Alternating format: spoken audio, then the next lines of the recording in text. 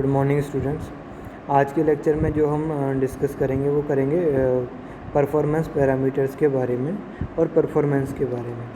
तो performance parameter क्या क्या होते हैं उसके बारे में डिस्कस करेंगे आईसी इंजन के अंदर। तो सबसे पहले हम डिस्कस करते हैं रिलेटिव एफिशिएंसी ऑफ और एफिशिएंसी रेशियो। तो रिलेटिव एफिशिएंसी क्या होती है, एफिशिएंसी रेशियो क्या होता है। तो सबसे पहले हम डिस्कस करते हैं रिलेटिव एफिशिएंसी के बारे में। तो रिलेटिव एफिशिएंसी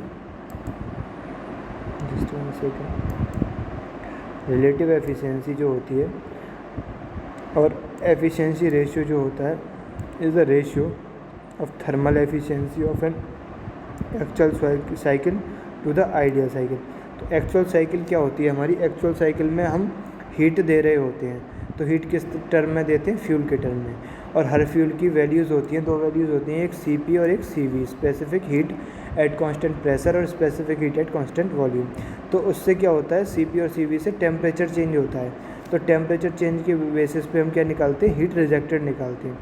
तो थ्योरेटिकल भी वही होती है और एक्चुअल भी वही होती है, क्योंकि हमें टेम्परेचर दिखाई दे रहे होते हैं। ठीक है, तो ये तो हो गई हीट गिवन की बात। अब जो हमें आउटपुट मिल रहा होता है वो हम आउटपुट कैसे करते हैं, हीट रिजेक्टेड और हीट गिवन के बेसिस पे। तो हीट रिजेक्ट और हीट गिवन को अगर हम माइनस कर देते हैं तो टोटल जो भी हीट होती है वो हम सोचते हैं कि वो कम्प्लीटली वर्क में कन्वर्ट हो गई, लेकिन ऐसा नहीं है। बहुत सारे फ्रिक्शन लॉसेज होते हैं जिनकी वजह से क्या होता है, टोटल जो हीट हमने रिजेक्ट की है या जो हीट हमने दी है वो पूरी हीट कन्वर्ट नहीं हो पाती है किसमें, वर्क में।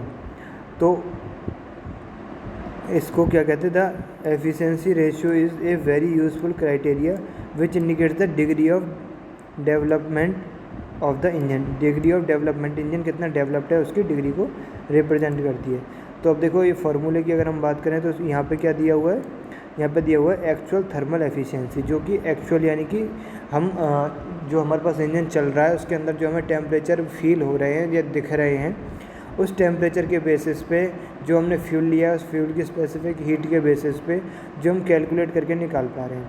और एक होता है air standard efficiency. Air standard efficiency मतलब क्या है, जो हम ओनली टेम्परेचर के बेसिस पे ना लेके डायरेक्ट जो हमारे फार्मूला आते हैं, cut off ratio, compression ratio और प्रेशर रेशियो के टर्म में, यानी कि बीटा गामा और आर के टर्म में जो हमारा फार्मूला आता है वहाँ बीटा गामा और आर की वैल्यू डायरेक्टली पुट करके जो हम वैल्यू निकालते हैं उनको हम बोलते हैं एयर स्टैंडर्ड एफिशिएंसी।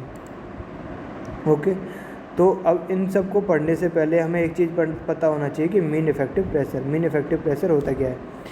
बेसिकली अगर हम बात करें मीन इफेक्टिव प्रेशर की, तो मीन इफेक्टिव प्रेशर क्या होता है। अब देखो हमारी जो साइकिल होती है, पूरी साइकिल के अंदर क्या क्या होता है, हर टाइम पे टेम्परेचर, प्रेशर और वॉल्यूम सब चेंज हो रहा होता है। तो हम क्या करते हैं, अब चाहे हम पूरी साइकिल की बात ना करके एक प्रोसेस की भी बात करें, तो इनिशियल और फाइनल प्रोसेस में किसी एक प्रोसेस के प्रेशर अलग अलग होता है। तो जो हम मीन इफेक्टिव प्रेशर है, एवरेज प्रेशर है inside the cylinder as internal combustion engine based on the calculated और मेजर्ड पावर आउटपुट।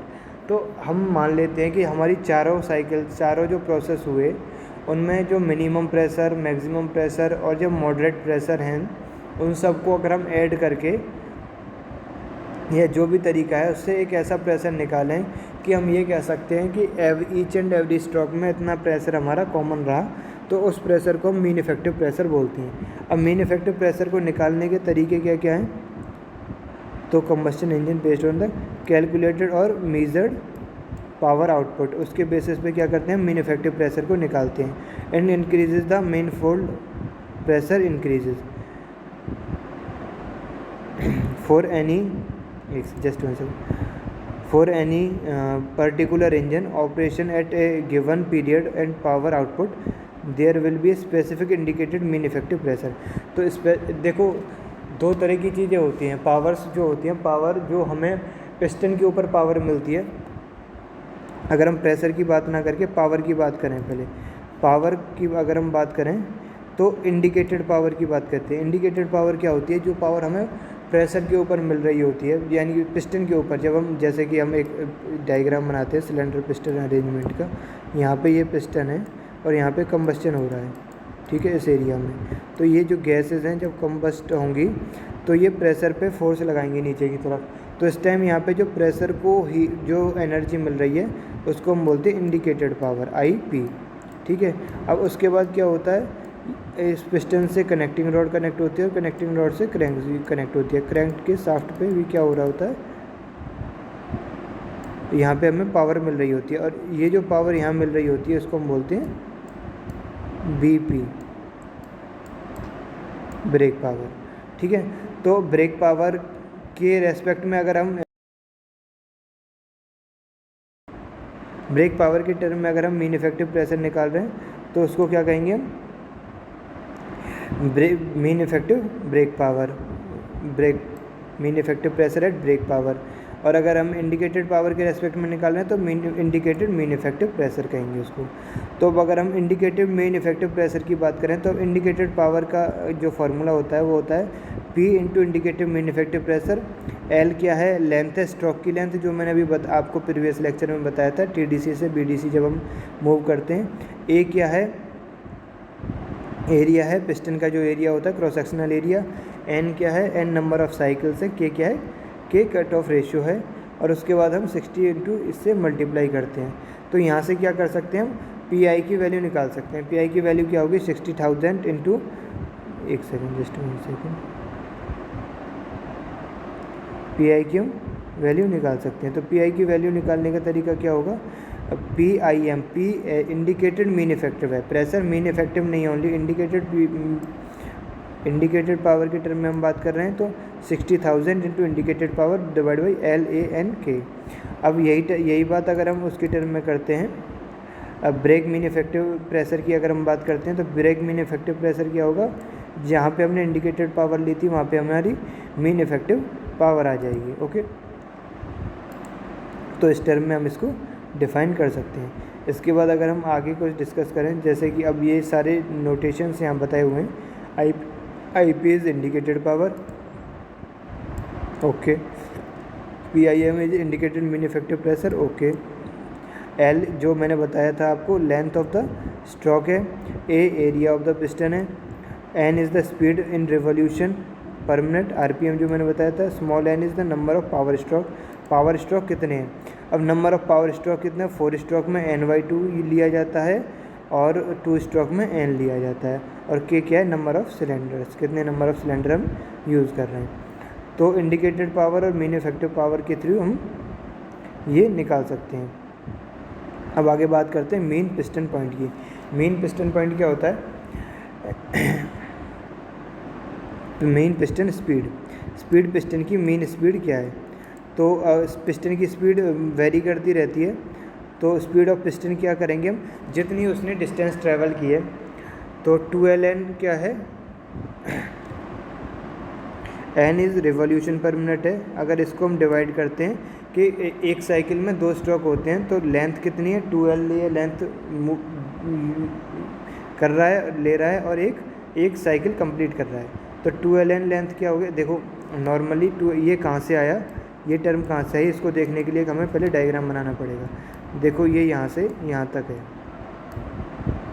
ठीक है, जस्ट 1 सेकेंड। तो ये टॉप डेड सेंटर है। जब ये टॉप डेड सेंटर पे होगा तो यहाँ तक तो होगी हमारी कनेक्टिंग रोड, ठीक है।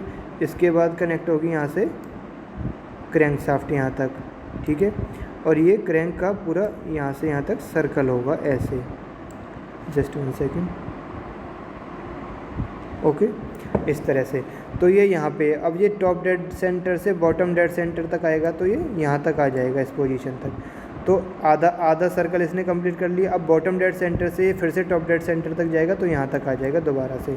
तो इसका मतलब अगर हम देखें कि इसकी जो हाफ सरकमफेरेंस है वो 2L के बराबर, L के बराबर है। तो फुल सरकमफेरेंस कितनी हो गई, 2L के बराबर। तो सरकमफेरेंस अगर हमें पता पड़ गई, यानी कि एक रिवोल्यूशन में हमें डिस्टेंस ट्रेवल कर पता चल गई, और RPM पता है, नंबर ऑफ़ रिवोल्यूशन पता है, और 1 रिवोल्यूशन में डिस्टेंस पता है, तो हम यहाँ से इसको मल्टीप्लाई करके क्या निकाल सकते हैं, पिस्टन की मीन इफेक्टिव स्ट्रेंथ निकाल सकते हैं, मीन इफेक्टिव स्पीड निकाल सकते हैं, SP, ठीक है। तो ये मीन इफेक्टिव स्पीड निकालने का तरीका हो गया, सिंपल फार्मूला, ओके। आगे चलते हैं, जस्ट 1 सेकेंड।